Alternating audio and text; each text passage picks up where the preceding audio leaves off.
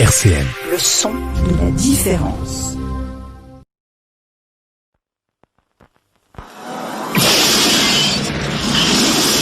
Johnny Mnémonique est un messager très spécial. Et en 2021... Chargez-moi. Celui qui détient l'information contrôle le monde. Pas étonnant qu'il soit l'homme le plus recherché du cyberspace. Une pizza en choix fromage. Johnny Mnémonique. Bonsoir et bienvenue dans l'émission Grand Écran, l'émission cinéma de RCN 90.7. Et vous écoutez une émission qui va être un petit peu plus particulière par rapport à la dernière. Et oui, je suis flou et je suis dans un état, on va dire, de lag. Sur une émission, donc, encore une fois de plus, à la maison, mais on va dire sous de bonnes conditions, au moins audio. Et cette fois-ci, pour l'émission spéciale cinéma, comme vous avez pu l'entendre avec la petite bande-annonce avant, notamment celle de Johnny Mnemonic, on va donc s'orienter sur le cyberpunk. Et avec moi, j'ai deux chroniqueurs. Salut Jonathan, comment tu vas ? Ça va très bien, et toi ? Ça va super, nickel. Et on a également Shems, qui est sur le retour. Comment tu vas, Shems ? Salut Roland, très bien toi-même. Ah bah, toujours un plaisir de t'avoir. Et donc c'est vrai que là, cette fois-ci... Ah bah voilà. Et voilà, donc cette fois-ci, on va vraiment s'orienter sur un... on peut appeler ça genre ou sous-genre en fait, le cyberpunk, parce que c'est quelque chose de plus ou moins précis, de plus ou moins détaillé, qui est toujours très orienté avec la science-fiction, forcément. Alors, le cyberpunk, déjà, il faut expliquer le terme en lui-même. L'association des mots cybernétique et punk, en fait, c'est apparenté avec notamment un côté dystopie et hard science-fiction. Alors c'est vrai qu'il y a cybernétique et punk d'un côté. Pourquoi ? Bah en fait tout vient en fait des origines du monde de la littérature. Il y a notamment donc Bruce Betke, voilà, donc un auteur a inventé ce terme cyberpunk avec sa nouvelle éponyme. Autre nom important dans ce milieu de la littérature et du courant du cyberpunk, il y a Bruce Sterling ou encore William Gibson. Alors William Gibson, c'est peut-être le pape du cyberpunk, avec notamment son tout premier bouquin, Neuromancer.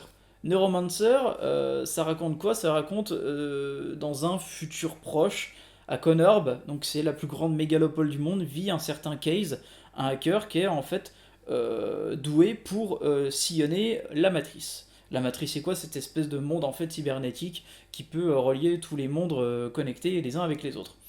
Alors, essayant de doubler en fait un de ses employeurs, il se fait en fait piéger et ne peut plus retourner dans cette fameuse matrice. Case est engagé finalement par un mystérieux personnage et lui en fait permet de retourner dans cette matrice qui a en fait là il a pour but de pirater donc un système informatique d'une grande multinationale suisse. Donc on voit à peu près les bases de ce qu'est en fait le cyberpunk finalement. Les bases du cyberpunk donc ce qu'on peut voir notamment à travers le cinéma, dans d'autres films qui vont forcément s'inspirer.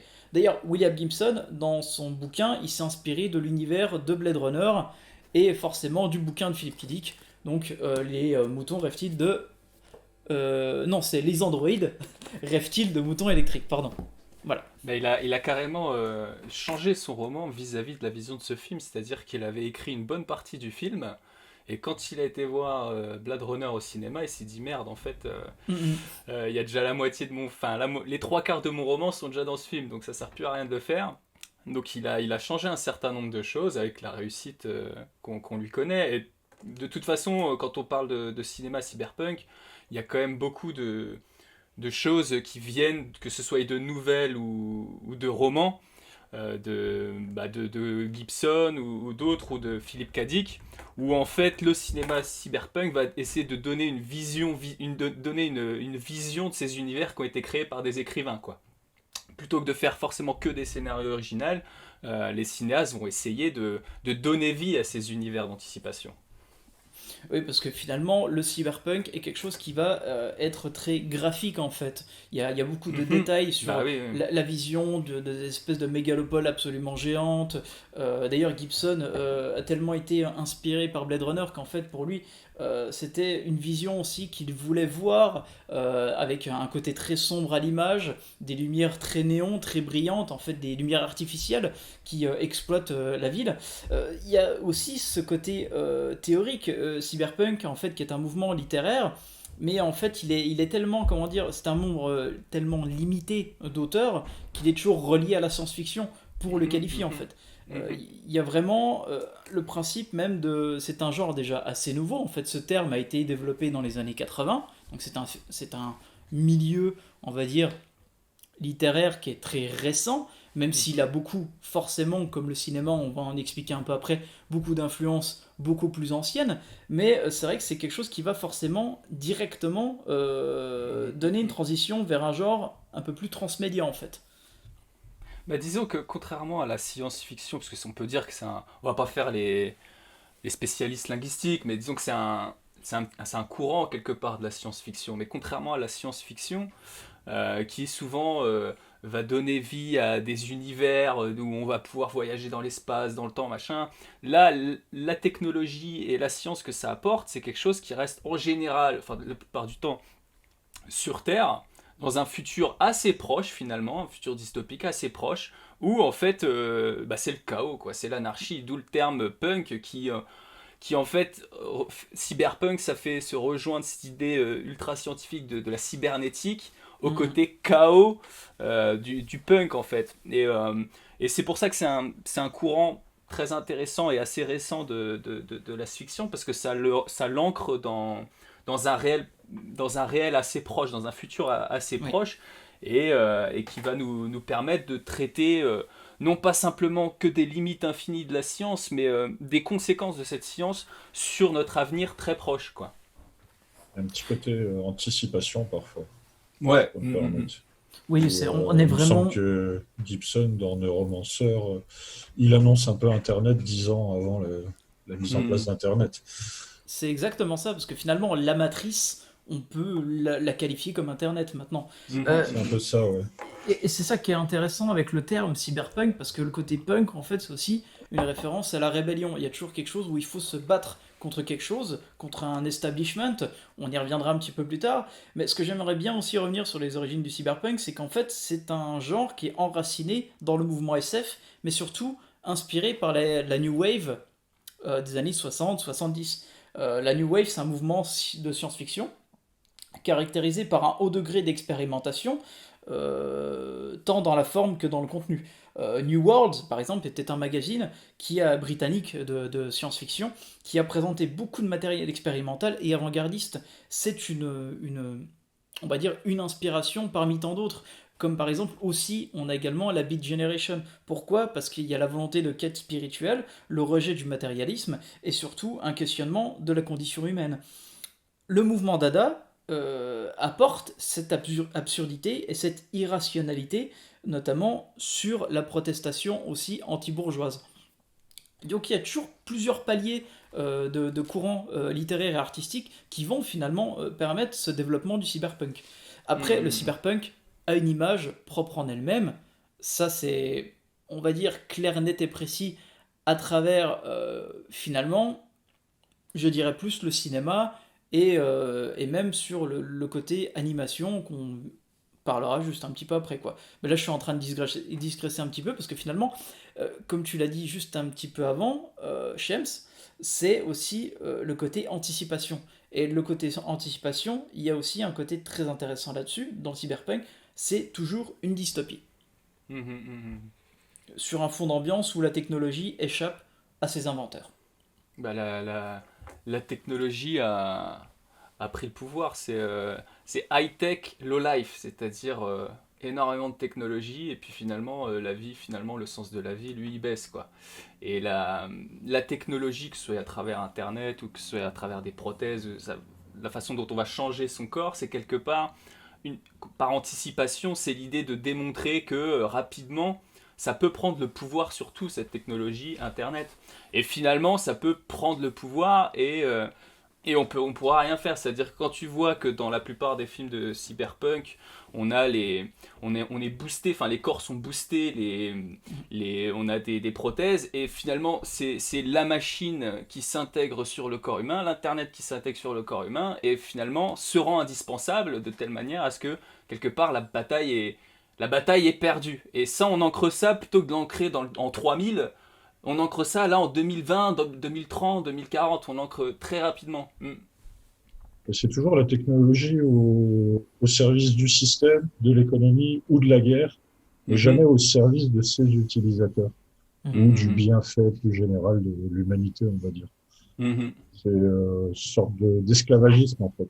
On devient sujet des machines et des avancées toujours perpétuelles, de toujours être devant les autres, dans une certaine façon de toujours vaincre les autres, ou être meilleur, plus productif. Mais voilà, c'est rarement dans un but plus anthropiste, plus bienfaiteur. Non, ou alors on croit que ça va être bienfaiteur et finalement on s'aperçoit rapidement que ce que ça implique finalement. On en reparlera plus après. Par exemple dans Matrix, quand il s'insère des programmes, tu vois, sur le papier, ça fait rêver. Il y a toujours un côté fascination-répulsion d'ailleurs avec cette technologie. On la rejette mais elle nous fascine aussi. Et là d'un seul coup on est capable de dire je sais faire du karaté, je sais faire du machin. En fait, on s'insère des programmes et finalement, on se dit, bah ça c'est cool, tu vois. Mais en fait, après, ça se rend indispensable. Et finalement, c'est la personne qui sera pas en mesure d'être capable de faire ça qui va être laissée pour compte, quoi.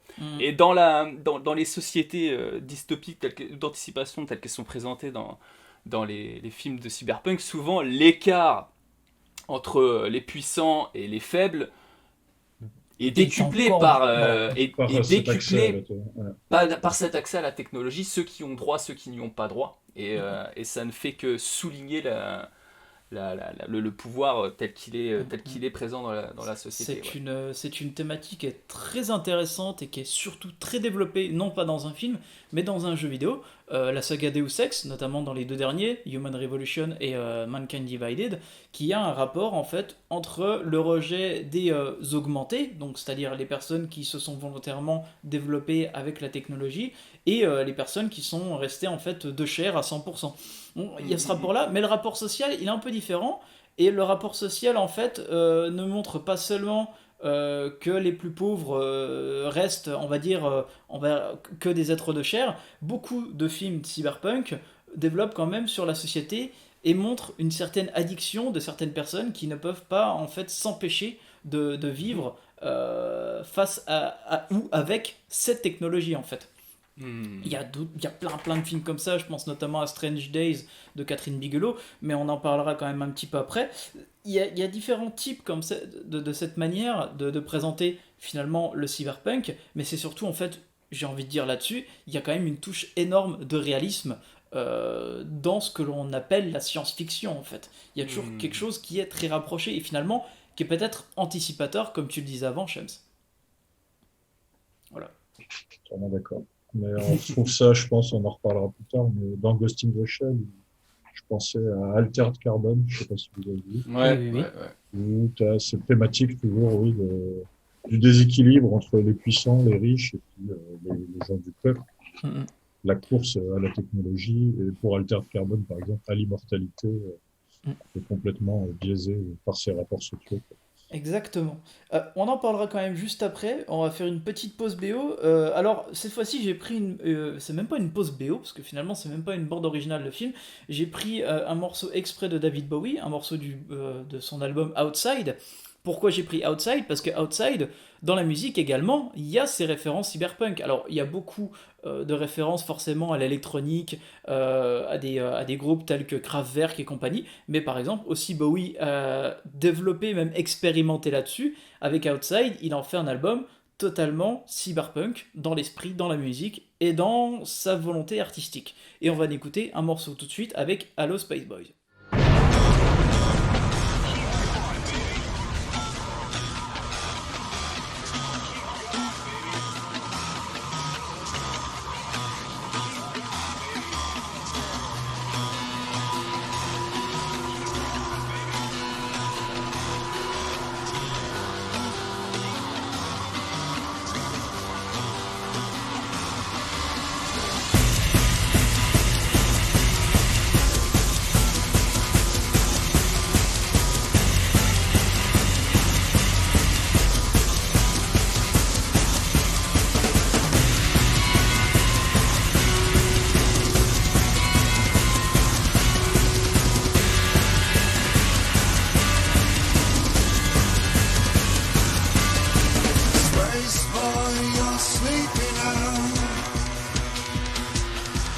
silhouette is so stationary. You're released but your custody calls. And I wanna be free. Don't you wanna be free? Do you like girls or boys? It's confusing these days, but moon dust will cover you, cover you. This chaos is killing me.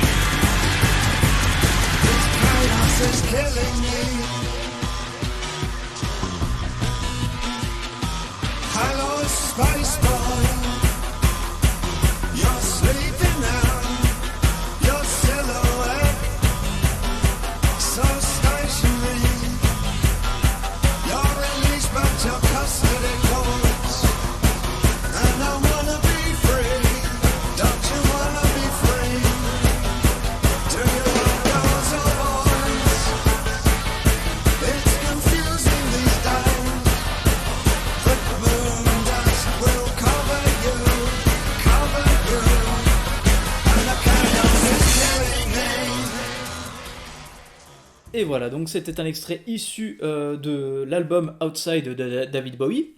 Alors, j'ai pris Bowie, c'est simple, mais surtout que là, ça en fait, l'album Outside va montrer aussi ce développement du cyberpunk, et surtout en fait, sur l'idée même du futur, avec une vision très pessimiste quand même, il faut quand même le signaler, notamment, par exemple, plusieurs intrigues montrent quelque chose qui va développer une société encore plus contrastée que la nôtre, notamment il y a des intrigues qui sont centrées sur des conflits entre les intelligences artificielles, ça peut être sur des pirates informatiques face à des corporations, ou encore même des corporations qui dominent les États, donc c'est-à-dire que des villes ne sont plus contrôlées par des pays, mais sont contrôlées par une entreprise.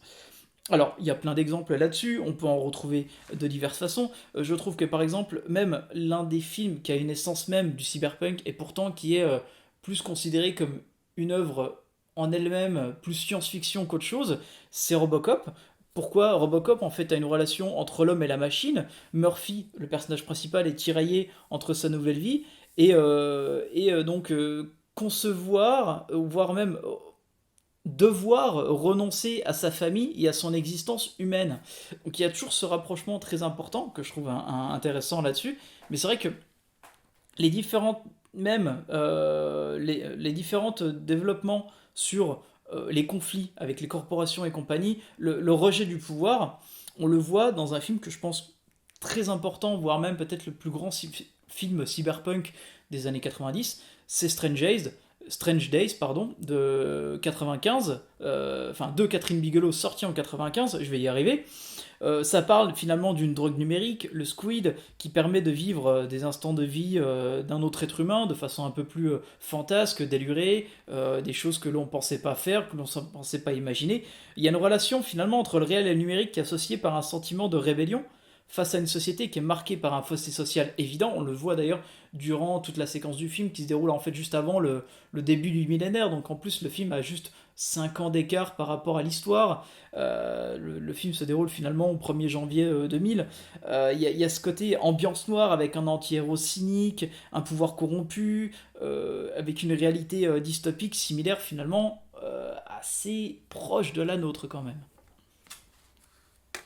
Ouais, bah, t'en avais parlé tout à l'heure, mais il y a l'idée d'addiction dans ces films au fantasme et plus le présent, même si c'est le futur pour le coup, plus le présent est sombre et chaotique, plus on se renferme dans une vision, voilà, dans une drogue de la science, quoi. C'est-à-dire qu'on veut échapper au chaos de la société tel qu'il est présenté dans ces films-là. Et ces films-là, grâce à côté hollywoodien, je trouve s'ils sont marquants, c'est qu'ils arrivent à donner vie de façon réaliste au chaos que peut être un futur où on ne fait pas attention justement aux limites qu'on doit donner à la technologie, quoi. Et ces films-là le présentent de façon très intéressante, je trouve. Surtout celui de Bigelow est vraiment super, ouais.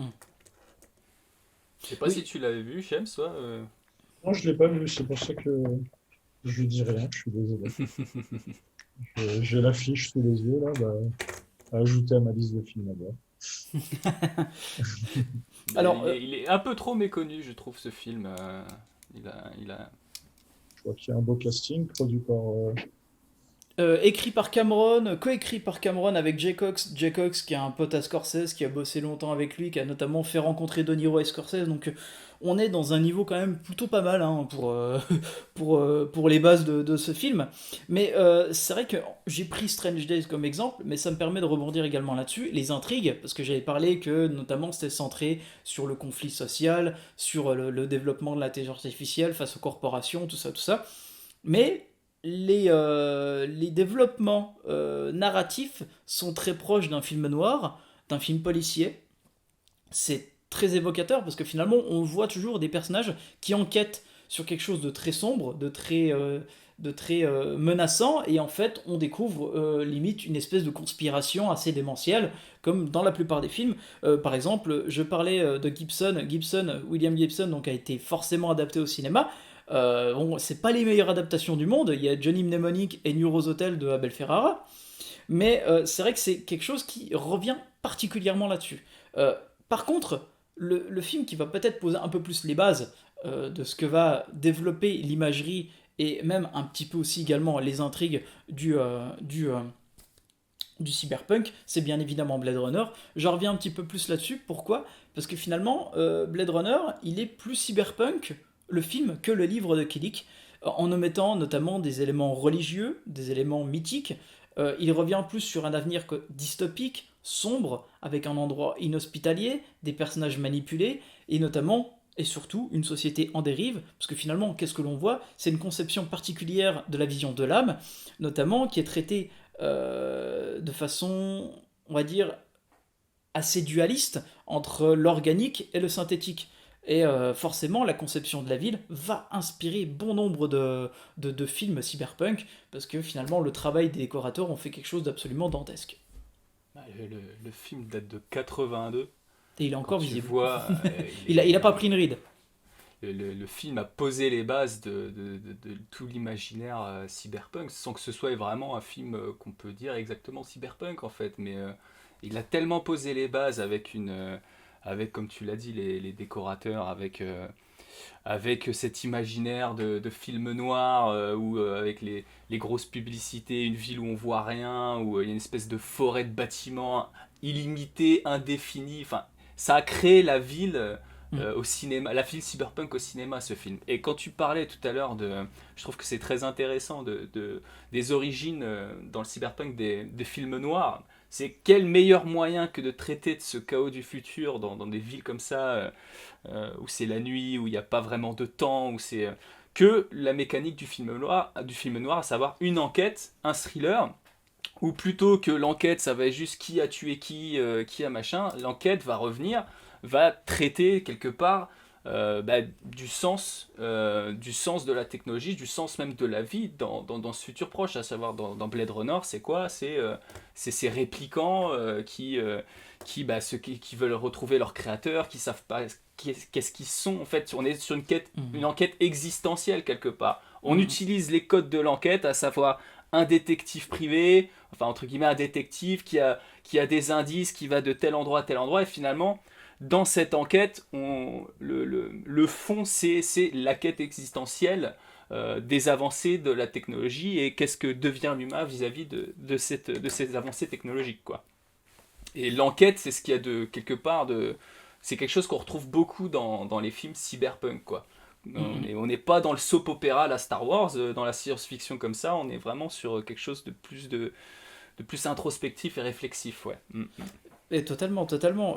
Même le côté oppression sociale et l'utilisation de la technologie dans l'évolution humaine, c'est pourtant en fait quelque chose qui a été développé bien avant. Le meilleur exemple, c'est bien évidemment Metropolis, sorti en 1927, qui pose en fait les bases finalement de ce qu'est ce thème en fait. Bah, Ah, j'ai cru que tu t'allais parler, Sean, c'est pour ça que J'ai hésité, un petit peu, le Fritz Lang de Metropolis de Fritz Lang. C'est un peu une des premières œuvres et de SF et de cyberpunk. Et il y a un petit côté steampunk aussi, qui est un dérivé. Ah bah le steampunk finalement est une dérivation même, je dirais même, du cyberpunk Ouais, du en fait. Il y a un côté cyberpunk. très proche. Ouais, il y a un côté très proche. Ouais. Et on retrouve cette thématique excuse-moi, je cherche mes mots, qu'on retrouve chez les réplicantes dans Blade Runner de la vie électronique, technologique, la transhumance. Est-ce que une IA peut accéder à la vie ou une machine peut accéder à la vie? On retrouve un peu cette idée, je trouve, dans Blade Runner à travers les réplicantes chez leur créateur. et Dans Metropolis, on retrouve cette thématique déjà. d'ailleurs, dans Blade Runner, il fait des références évidentes à Metropolis. Ouais. Oui, oui, Donc, oui, que totalement. ce soit dans la ville, quand il y a même des plans qui sont repris, c'est pas Il y a des anodin qu'il est. plans, ouais. Et vis-à-vis du cyberpunk, de la même manière qu'on revient à des origines dans le cinéma, que ce soit des films comme Metropolis, mais ça reprend aussi le mythe, je trouve, de Frankenstein. On peut appeler ça Ouais. le Frankenstein, à savoir recréer la vie dans un corps qui est mort. Ça peut être recréer la vie dans un corps qui n'est pas Corps humain, mécanique. Ouais. qui est un corps qui est C'est bien mécanique. évidemment Ouais. la thématique de jouer à Dieu. Exactement. Ce que beaucoup de cinéastes, notamment ce qu'a Hollywood a même développé dans le cinéma d'horreur dans les premières séries B des années 40, 50, 60, voire peut-être plutôt 40-50, qui montraient en fait les dérives scientifiques, qui pouvaient dire attention, la science, ça peut être quelque chose de très dangereux, restons proches de Dieu, etc. etc. C'est vrai que là, on oublie, en fait, Dieu n'existe pas dans le cyberpunk. Dieu, en fait, a été annihilé dans le cyberpunk. Donc, forcément, il a quelque chose de complètement différent. L'homme Et- est son propre Dieu. Ouais. La question est toujours aussi, c'est à quel moment tu n'es plus un homme, en fait. À quel moment Ouais. tu transgresses ta condition. Et il y a cette espèce de recherche toujours entre devenir un homme plus fort, un homme plus vieux, plus immortel, et puis aussi toujours le questionnement de à partir de quel stade tu n'as plus ce statut d'être humain, en fait. Tu deviens autre chose. Et la question est toujours qu'est-ce que tu deviens. Et en parlant d'homme qui devient Dieu, c'est pas anodin dans Blade Runner que celui qui crée les réplicants, espèce de. Le gars avec les lunettes là, il est habillé comme le pape, quoi. Ouais. C'est pas anodin, c'est un choix qui a été fait évidemment, comme quoi, voilà. Et je dirais même, il y a aussi un rapport évident par rapport où Descartes les rencontre la première fois. Avec le décor magnifique, on voit les énormes pyramides. Ce côté triangulaire, déjà, montre aussi le côté de l'accession sociale, donc c'est-à-dire la triangle, ils sont tout au-dessus, donc ce sont les seuls. Et forcément, être au top, au pic de l'humanité, c'est bien évidemment surplomber les autres. Et Il y a ce puis, côté-là aussi. Et puis comment il s'appelle le personnage de Rod Tower, enfin le blond là, je sais plus Rutger comment il Hauer, s'appelle. je ne sais plus. Quand il prend l'ascenseur comme ça avec la Mm. lumière qui souligne le fait qu'il s'envole comme s'il s'envolait vers les cieux pour aller voir le créateur, alors que le créateur c'est qui? Bah, c'est un humain, quoi. C'est son Mm. dieu à lui quelque part, quoi. Il veut C'est ça. tuer son dieu à lui, quoi. Hein, donc et la réponse elle est en haut de cette pyramide, quoi. Donc, oui, Blade Runner, alors c'est forcément devenu un film totalement légendaire, mais il faut ne pas l'oublier, c'est que c'est un film qui a pas très bien marché à sa sortie au cinéma. Beaucoup d'autres films ont développé ce style, cette imagerie cyberpunk, je pense notamment à Hardware de Stanley, de Richard Stanley, pardon, mais également aussi, plus récemment, il y a eu Upgrade de Leif Whannell, où le corps de l'être humain en fait est amélioré avec l'aide d'une intelligence artificielle. Mais tous ces films-là, en fait, sont soit des DTV, soit des films qui ont très peu marché, en fait, au cinéma. Et il faut quand même le signaler, c'est finalement le cyberpunk, on a l'impression qu'il est resté, en fait, une imagerie très développée, qui a été même très réutilisée dans d'autres cinémas, mais finalement, le genre en lui-même, enfin, ce sous-genre en lui-même, n'a pas véritablement touché un gros public. Alors, ça va changer à partir de 99. Pourquoi 99? Eh ben, c'est la sortie du premier Matrix. Et forcément, Matrix a été un carton monumental qui va non seulement en fait reprendre beaucoup de récits cyberpunk dans sa contextualisation, dans son intrigue, mais aussi et surtout va un peu s'inspirer de l'anime japonais quand même. Alors Matrix, forcément, des Wachowski, va finalement mettre en avant ce cyberpunk en fait, par une histoire, une intrigue en fait, finalement, qui reprend beaucoup de théologie, notamment sur Platon et compagnie. Mais en lui-même, ce film, en fait, est finalement une évolution du cyberpunk, je pense. Vas-y, Shams, si tu veux. Le mec qui renvoie la balle, allez, vas-y. Non, ce que je trouve dommage avec Matrix, c'est que son succès est principalement dû à la mise en forme et à l'image que par les thématiques.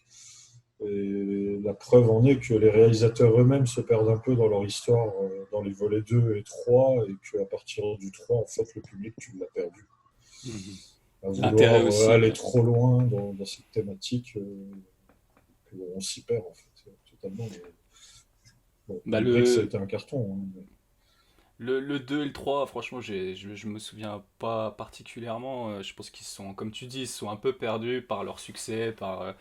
Après le 1, je trouve que tu disais ça a marché, contrairement à Blade Runner et d'autres films qui ont été faits, qui ont été des échecs à leur sortie.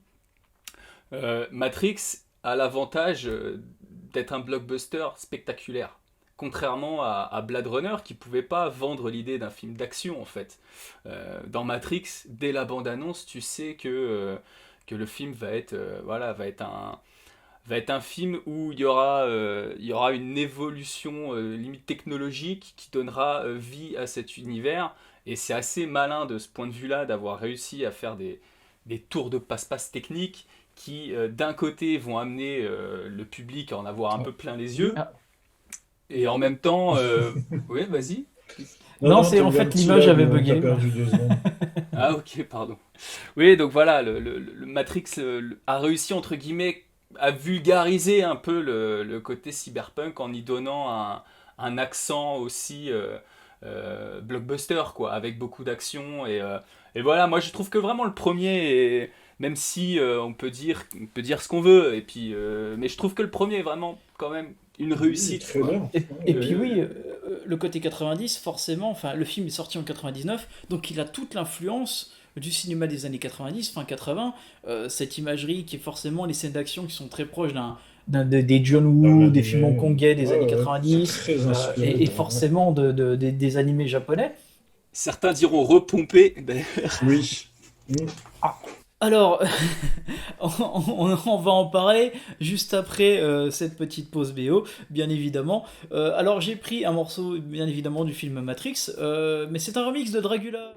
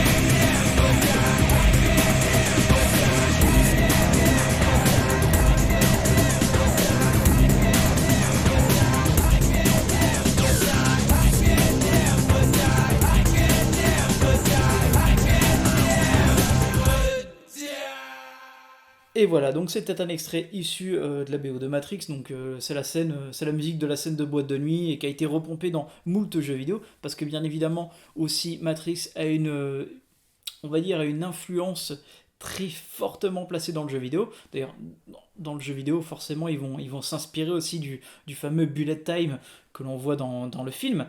Mais au-delà de ça, Matrix a quand même, comme on l'a dit, c'est très s'inspirer du cinéma japonais. Je dirais même que c'est même beaucoup plus inspiré. Je dirais même que par moments, c'est même très très pompé. L'animé japonais a eu énormément d'importance dans les années fin des années 80, début 90. Déjà tout simplement parce que finalement au Japon ils se sont rendus compte que finalement il n'y a pas seulement besoin d'avoir l'appui de la télévision pour faire des séries télé animées. Ils se sont rendus compte qu'en fait ce qu'on appelle les OAV, donc les directement to vidéo japonais, ben, ça peut marcher.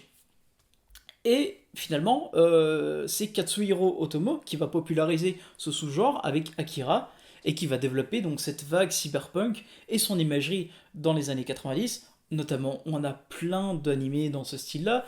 On peut penser notamment, bien évidemment, à Ghost in the Shell, également à Gundam, donc qui va être appelé Alita et qui va forcément être adapté au cinéma sous le nom de Alita Battle Angel. Cowboy Bebop aussi a des influences très cyberpunk dans son imagerie. Ici, les thèmes cyberpunk en plus sont totalement visibles. On a une vision futuriste qui a des éléments communs avec la science-fiction occidentale telle qu'elle a été publiée finalement dans ces films beaucoup plus avancés. Alors, forcément, je parlais d'influences notables, mais je préférais quand même revenir un petit peu plus là-dessus. J'ai pris Ghost in the Shell, j'ai pris Gundam et Cowboy Bebop, mais forcément, en fait, l'imagerie, elle est très très présente, elle est très même occidentalisée par certains moments. Bah, je trouve que, enfin, que ça soit l'animé ou le manga, les Japonais, enfin, à travers ce média, c'est ceux qui ont le mieux exploité la thématique du cyberpunk, Clairement. clairement, par rapport au cinéma occidental. Et c'en est d'autant plus fort parce qu'en fait, c'est très relié aussi à leur thématique sociale et à l'évolution du Japon d'après-guerre, à travers son boom technologique et comment il est passé d'un pays en ruine en 1945 à un pays presque number one en termes de technologie, que ce soit informatique et même cybernétique, robotique aujourd'hui.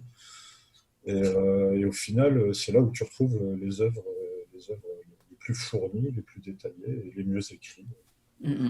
Ah bah, de toute manière, oui, on prend l'exemple d'Akira, mais en termes d'écriture, Akira forcément a été quelque chose qui a influencé bon nombre de personnes par sa qualité d'écriture des personnages, ce développement de situations urbaines difficiles dans lesquelles finalement les gangs de motards et un monde souterrain s'affrontent, plus ou moins, tandis qu'en fait une organisation secrète tente d'exploiter les pouvoirs inconnus avec de la technologie.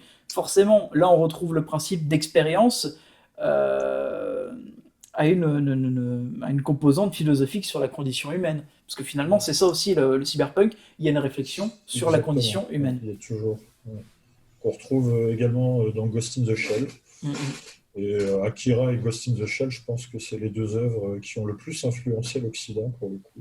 Oui. En réalisateur hollywoodien. En termes d'influence notable, Ghost in the Shell, je pense, est l'œuvre qui a été la plus repompée par des grands cinéastes, notamment James Cameron, même un peu aussi Steven Spielberg.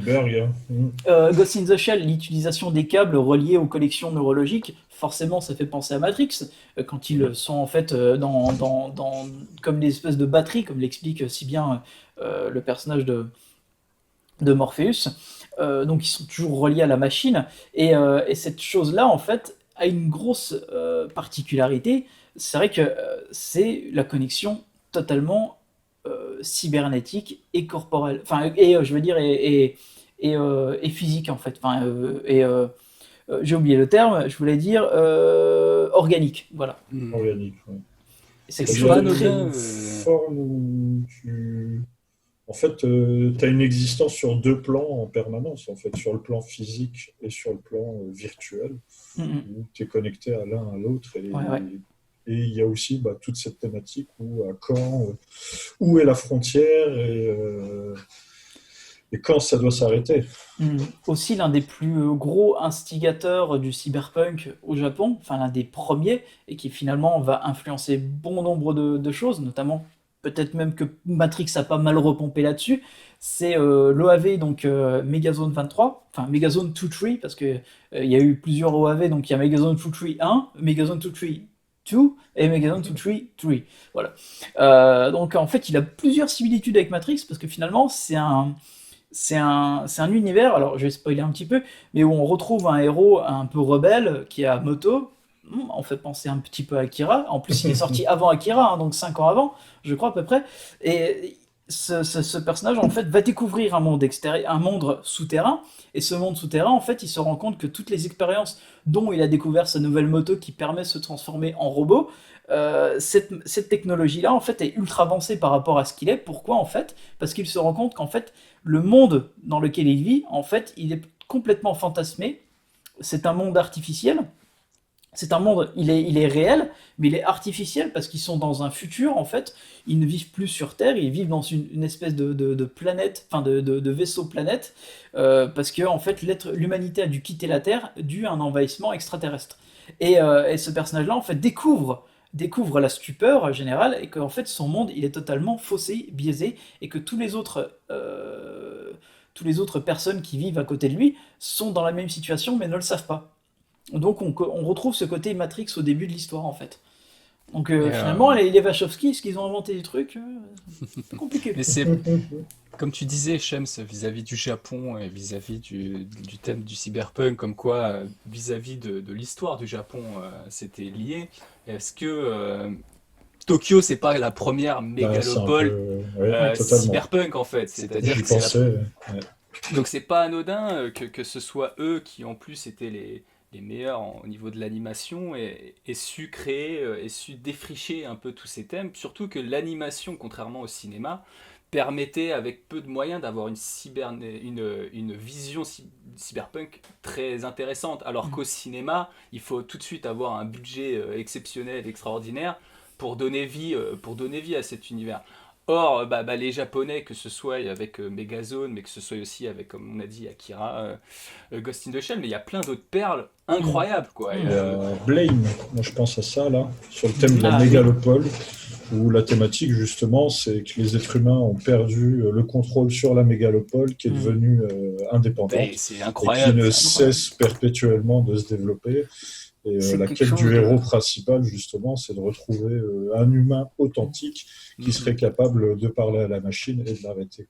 Et c'est surtout ça aussi, c'est l'importance des mégalopoles. C'est vrai qu'on en a parlé un petit peu avant. En termes de mégalopoles, je pense également, finalement, cette fois-ci, à un autre animé à la base, enfin une autre BD qui finalement va être adaptée au cinéma en live. C'est aussi Judge Dredd, qui a carrément plusieurs mégalopoles. Il y a Megapole City One, qui est en fait l'équivalent de Boston, New York, un peu Chicago, qui une espèce d'énorme enclave. Donc là, on est dans un monde post-apocalyptique, parce que finalement, c'est là où il y a la frontière est très difficile à relier avec le cyberpunk, parce que finalement, la limite, voilà, c'est le cyberpunk peut également être post-apocalyptique, il peut être même pré-apocalyptique. Donc il y a cette frontière qui est totalement très peu visible et qui est même très mal contournée, en fait, parce qu'il n'y a pas vraiment de contour à faire, il n'y a pas vraiment de mur qui bloque le cyberpunk. Et c'est quelque chose que beaucoup d'animés japonais ont clairement réussi à développer là-dessus, notamment Ghost in the Shell, parce que finalement c'est plus une histoire d'espionnage, en fait, à la base, sur de l'espionnage industriel, et va expliquer en fond, en fait, le côté dystopique avec juste une mégalopole et le principe des corporations qui se font un peu plus ou moins la guerre entre différents pays. Cowboy Bebop a un côté beaucoup plus différent, parce que là on est plus dans une science-fiction traditionnelle à la base, mais avec une vision d'un futur un peu plus, alors moins crade que les autres, beaucoup plus lumineux. Soap opéra. C'est très soap opéra, voilà. Et par contre, Gundam a un côté, donc Alita, un côté plus relié sur la catégorie de classe sociale. Donc il y a toujours les thématiques qui sont toujours proches l'une à l'autre quand même. Quand tu parlais de le fait que ça se rejoint sur certains thèmes avec tout ce qui est post-apocalyptique, ce qui différencie en général le cyberpunk, c'est qu'il n'y a même pas eu besoin d'apocalypse pour que ce soit Oui. le chaos, quoi. C'est-à-dire qu'en Exactement. général, le chaos dans les films post-apocalyptiques, bah, il y a eu une guerre nucléaire, il y a eu tel truc, et voilà, c'est le chaos. Dans le cyberpunk, il n'y a pas eu besoin, en fait. Le chaos est venu de lui-même, quoi. C'est la suite C'est logique des l'évolution, choses, quoi. C'est exactement. l'évolution logique, Mm. c'est qu'on arrive au chaos, quoi. Et tu as parlé de Gunn. Gunn, d'un point de vue ne serait-ce que symbolique, présente ça de façon évidente avec la ville en haut, Dans le ciel. dans le ciel qui est protégé, puis D'ailleurs, les gens en bas. qui s'appelle Salem, donc en Mhm. référence à Salem. D'ailleurs, c'est Mhm. quelque chose que va également reprendre Lev Wachowski Oui. pour Dans Matrix. la Sion, Voilà, sinon, ouais, voilà, il y a toujours aussi quand même un certain Ouais. rapport avec la religion, mais pas trop. Parce qu'il y a ce côté quand même aussi nihiliste dans la plupart des personnages. On a oublié un peu de parler de la plupart des personnages dans le cyberpunk, je pense. Mais c'est vrai que c'est surtout des anti-héros. C'est des personnages cyniques. Ils sont toujours ils ont une distanciation très humaine sur leur façon d'interagir avec les autres. C'est très froid, et finalement, c'est quelque chose qui va les rebuter, qui va un peu leur permettre de réfléchir sur leurs conditions. Et c'est à ce moment-là, en fait, qu'ils vont revenir sur leur vision, en fait, de l'humanité. Mhm. Et à Voire, côté, voire moins. il y a un côté perdu d'avance, quoi. Dans Voilà, les c'est ça. personnages, dans le Ouais. cyberpunk, c'est trop tard, quoi. Il y a plus rien à faire, quoi. Le monde est tel qu'il est. Bah, On pourra pas le ou alors ils changer. sont déjà corrompus, et Ou ils sont en fait, déjà. ça devient quasiment une histoire de rédemption, mais pas que. Mhm. Mais pour Ghost in the Shell, qui pour moi est vraiment le C'est chef-d'œuvre l'œuvre absolu, majeure. Ouais, moi, je c'est trouve aussi du c'est- cyberpunk. c'est l'œuvre majeure. Ce qui est vraiment passionnant dans Ghost in the Shell, enfin, tu t'en as parlé là. Au-delà du fait que oui, on a des espèces de gens boostés, ça pourrait être le prétexte à des films d'action où les corps sont boostés, ça peut être le prétexte, oui, à la bagarre, des trucs. L'intrigue de Ghost in the Shell est incroyable, quoi. L'intrigue, c'est un c'est le ministre de la diplomatie qui sous-traite à une de ces fameuses multinationales de nanomachines une intelligence artificielle qui est capable de faire un virus qui craque des puissances étrangères pour donner des raisons valables politiquement de les anéantir, quoi. Et une intelligence artificielle va prendre conscience de sa vie et vouloir se reproduire avec le majeur. Enfin, c'est un délire, quoi. Ah, puis il y a ce Si côté tu résumes métaphysique l'intrigue, si tu résumes, bah, c'est complètement existentialiste, quoi. Mhm. Si tu résumes l'intrigue de Ghost in the Shell, c'est une mise en abîme de la condition humaine qui est folle, quoi. Et contrairement à ce qu'on pourrait croire, le cyberpunk, c'est pas juste, oui, des mecs habillés en noir avec une coupe punk qui sont dans un monde avec des grandes publicités et des halogènes. Non, c'est pas ça. C'est l'idée d'abord, c'est le fond, quoi. En fait, c'est ça qui rend ces œuvres incroyables des œuvres comme c'est Mazume Shiro qui a écrit à la base Ghost in the Shell, et lui il a fait des perles, Black Magic 66, des choses comme ça qui sont devenus avant-gardistes parce que en fait c'était les thèmes, c'était pas simplement la vision esthétique des choses qui les rendait puissantes, c'était ce de quoi ils traitaient, quoi. Mm. Exactement. Comme le réalisateur de Ghost in the Shell, Mamoru Oshii, qui a continué à développer finalement cette vision cyberpunk avec même son film pseudo-live Avalon, voilà, où là c'est carrément aussi, on va le développer dans un milieu qui propice à cette mouvance cyberpunk, donc à savoir le jeu vidéo, et va continuer à parler de oui, mais regardez qu'en fait à quel point notre société est complètement brisée et que tôt ou tard, en fait, ça va complètement splitter, quoi. Il y a quelque chose de très très intéressant dans ces films, et je trouve que c'est un réalisateur absolument très sous-coté dans le cinéma japonais. Oh, c'est un génie absolu. Et dans Avalon, il avait vu déjà à l'avance l'importance sociale des gamers, c'est-à-dire Les que gamers, ouais. les gamers vont devenir comme ça des personnes des sociétés qui sont importantes, quoi. Le savoir-faire vis-à-vis Une de la caste, technologie, ouais, c'est une caste. ouais. Et, Et une caste économique, hein, parce que ça en est devenu un métier, comme il Exactement. avait presque anticipé. Ouais. Et dans Ghost in the Shell 2, qui est aussi un grand film, qui est un petit peu oublié comparé au 1, mais qui pour moi est aussi un grand Oui, film. Innocence. Innocence, voilà.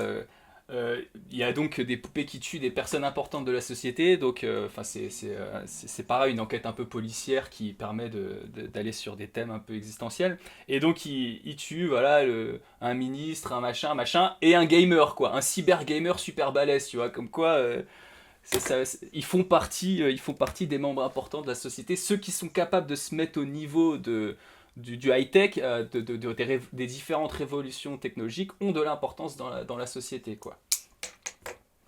Bah, il y a Standalone Complex, pour le coup, aussi, qui est très bien, et où je trouve que tu retrouves toutes les thématiques de Ghost in the Shell, que ce soit à travers la saison 1, la lutte contre les corporations, justement, la corruption, cette mainmise sur le monde, et puis la saison 2, où tu as un côté et révolutionnaire, et cette réflexion sur la conscience collective, en fait, Ouais, et l'accès au net et à l'immortalité à travers la cybernétisation. Et ouais, cette série est en face. Dans la saison 2, ça montre que l'espace internet, comment ils appellent ça d'ailleurs, l'espace internet, le cyber... Le cyberespace. Le tout simplement. cyber, voilà. Ah, voilà. Oui, c'est vrai que c'est un oui, nouveau monde. c'est un terme qui est C'est un très monde développé. parallèle, ouais. Notamment C'est, dans Johnny Mnemonic, qui est adapté du bouquin de Gibson, il y a ce terme cyberespace. C'est toujours très présent, le cyberespace. C'est-à-dire un autre monde, le monde de la réalité virtuelle, également aussi qui est très développé. Mais c'est ça aussi l'importance du cyberpunk, c'est qu'en fait ça joue sur différents mondes et sur différents combats, sur différentes rébellions. Il y a le souci de rébellion de classe sociale, mais surtout aussi ça montre un côté aussi de souci de regarder comment en fait, comme certains films de science-fiction, il y a aussi ce regain de attention, comment la société humaine peut dériver. Et je trouve que le cyberpunk est un élément aussi très très important sur comment en fait l'humanité peut dériver sur ses travers. Voilà.